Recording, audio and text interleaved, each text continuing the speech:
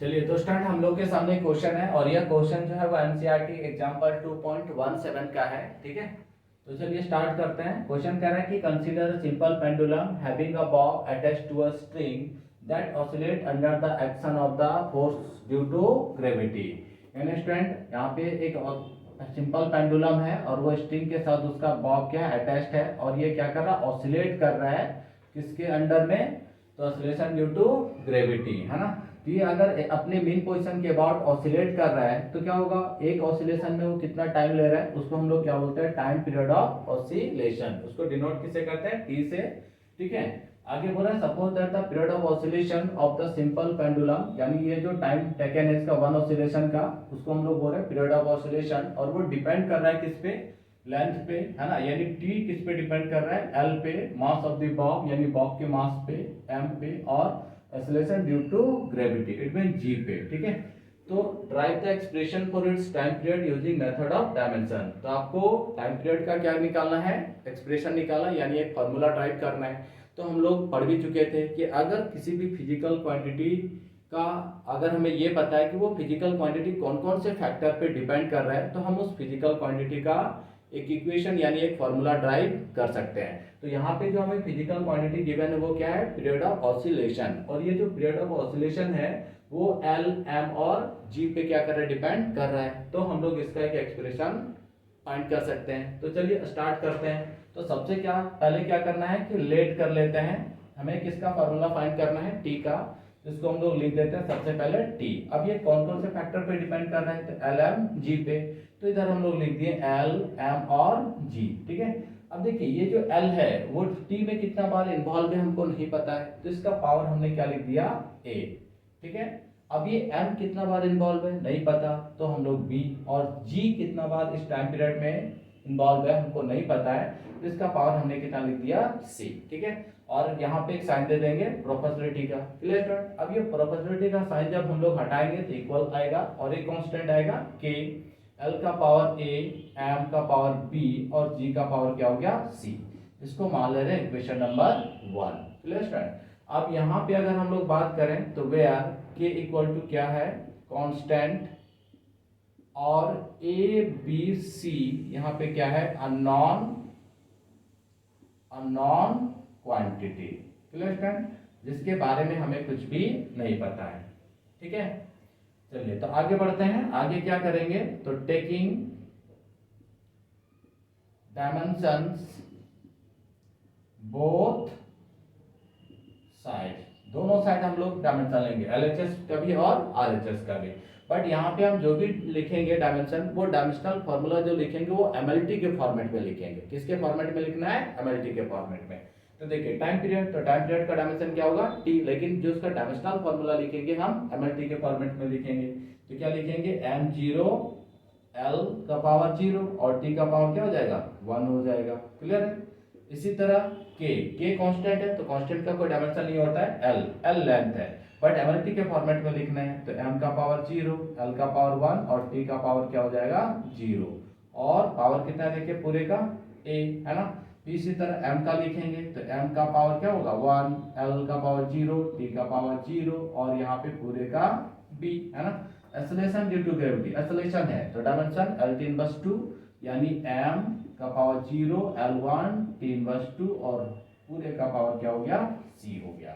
ठीक है, अब यहाँ पे देखिए जितने भी एमएलटी हैं यानी मास है तो उनका पावर एक जगह पे है ना, पूरे मास को एक जगह पे, एल को एक जगह पे, और टी को एक जगह पे। तो थोड़ा देखते जाइए कैसे करना है, m0 T0 L0 T1। ठीक है, देखिए m, अब इसका जितना भी पावर है उसको एक जगह पे, तो a को, ये a तो सबका पावर है ना, तो a का अगर 0 से मल्टीप्लाई करेंगे तो 0, फिर देखिए b का 1 से तो क्या हो जाएगा प्लस b, फिर c का 0 से तो क्या मिलेगा 0, ये पूरा m कंप्लीट हो गया। अब इसी तरह l का लेना है, तो l का देखिए पावर a का 1 से करेंगे तो a हो जाएगा, फिर b का 0 से करेंगे तो 0, है ना, फिर c का 1 से करेंगे तो c, l कंप्लीट। अब t लेना है तो t, a का मल्टीप्लाई 0 से तो 0, फिर b का 0 से तो अगेन 0, और c का -2 से तो क्या हो जाएगा -2, पूरा लिख लिए एमएलटी। अब हमको यहाँ पे क्या करना है, कंपेयरिंग करना है, किसका, तो मास का मास के साथ, लेंथ का लेंथ के साथ और टाइम का टाइम के साथ। Clear student? तो देखिए जब हम मास को मास के साथ कंपेयर करते हैं तो यहाँ पे बेस अगर सेम होता है तो पावर क्या हो जाता है, इक्वल होता है ना। अगर बेस बेस बराबर है तो हम लोग पढ़े भी हैं कि उसका जो पावर होगा वो आपस में क्या होगा, इक्वल होगा। तो देखिए m का पावर कितना है, 0। ठीक है, m का पावर क्या हो गया यहाँ पे 0, और इधर क्या है m का पावर b है, तो यानी equal to b। It means कह सकते हैं b equal to 0। Clear student? अब उसी तरह हम लोग L को कंपेयर करते हैं तो देखिए इनका इसका यहाँ पे पावर कितना है, 0 है, और यहाँ पे a प्लस सी लिख सकते हैं, यानी इक्वल टू क्या हो गया, a प्लस सी, है ना, यानी a plus c equal to 0। Third next देखते हैं टाइम का। देखिए यहाँ पे पावर कितना है 1, और यहाँ पे कितना हो जाएगा, इक्वल टू -2c, है ना। तो c का यहाँ से निकाल लेते हैं, तो c का अगर हम लोग निकालेंगे तो c इक्वल टू क्या हो जाएगा, -1/2, है ना। c का कितना आ गया, -1/2। अब ये यहाँ पे अगर रख देंगे तो a का हम लोग को क्या मिल जाएगा, 1/2, है ना, प्लस। क्लियर है? तो a का वैल्यू आ गया 0, a का वैल्यू 1/2, b का 0 और c का -1/2। अब जितना भी वैल्यू आया a b c, ये सारा वैल्यू हम कहाँ पुट कर देंगे, इक्वेशन नंबर 1 में। तो देखिए putting the values of a b c in a equation 1 we get। ठीक है, तो equation number 1 t equal to क्या है, k, l का पावर a, m का पावर b एंड g का पावर c।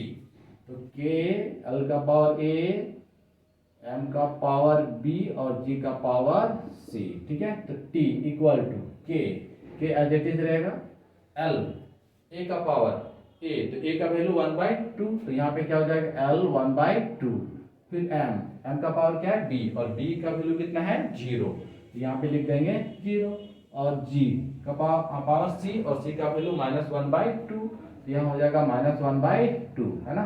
अब देखिए किसी का भी अगर पावर लेट x का पावर 0 तो ये क्या हो जाता है 1, तो m का पावर 0 तो कितना हो जाएगा 1, तो उसका कहानी खत्म है ना। तो t इक्वल टू k, अब इसको हम लोग क्या लिख सकते हैं, l 1/2 को, तो इसको लिख सकते हैं √l, और इसी तरह इसको क्या लिख सकते हैं स्टूडेंट, ये वाला पूरा जो पार्ट है ये डिनोमिनेटर में आ जाएगा, इसको लिख सकते हैं √g। क्लियर है? अब इस पूरे पार्ट को हम लोग अगेन लिख सकते हैं t equal to k √l/g। ठीक, अब k का यहाँ जो एक्सपेरिमेंटल वैल्यू होता है वो कितना होता है, 2π होता है। ठीक है, k का एक्सपेरिमेंटल वैल्यू कितना होता है, 2π। तो यहाँ पे रख देंगे, तो therefore t equal to 2π √l/g। Clear student? ये फॉर्मूला समझ में आया, तो ये इक्वेशन आ गया, एक्सप्रेशन आ गया किसका, टाइम पीरियड का। तो इस तरीके से अगर हमको कोई भी गिवन फिजिकल क्वांटिटी है और अगर हमको पता है कि वो गिवन फिजिकल क्वांटिटी कौन कौन से फैक्टर पे डिपेंड करती है, तो हम उसका क्या कर सकते हैं कि एक्सप्रेशन फाइंड कर सकते हैं। और ये पूरा तरीका है, इस तरीके से हम लोग क्या करेंगे, आगे पढ़ेंगे तो उस फिजिकल क्वांटिटी का क्या होगा, हमको एक रिलेशन एक्सप्रेशन मिल जाएगा। ठीक है स्टूडेंट?